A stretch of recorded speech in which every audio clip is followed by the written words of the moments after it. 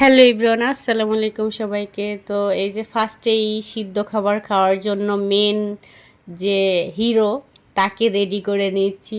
হিরোই বলতে হবে, এটা না হলে তো বাকি খাবারগুলো একটুও স্বাদ লাগবে না। তো এখানে সবজিগুলা সিদ্ধ দিয়ে আর এক পাশে আমি এই যে বরবটি আর পুঁই শাকটা রেখে দিছি, পরে দিব এটা। আর এখানে এই যে আগেই ফার্স্টে আমি এটা রেডি করে নিচ্ছি, যাতে এটা একটু ঠান্ডা হলে পরে ব্লেন্ড করে নিব। এখানে ধনিয়ার পাতা, কাঁচামরিচ, বোম্বাই মরিচ আর কালিজিরা আছে, সরষের তেল দিয়ে একটু টেলে নিচ্ছি।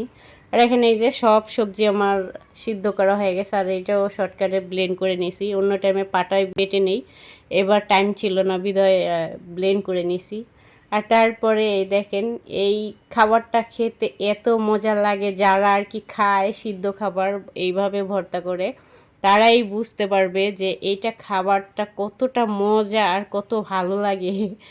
আর বিশেষ করে কলমি শাক আর হচ্ছে ভেন্ডি, এইটা বেশি মজা লাগে। তো আজ এই পর্যন্তই, সবাই ভালো থাকবেন, আল্লাহ হাফেজ।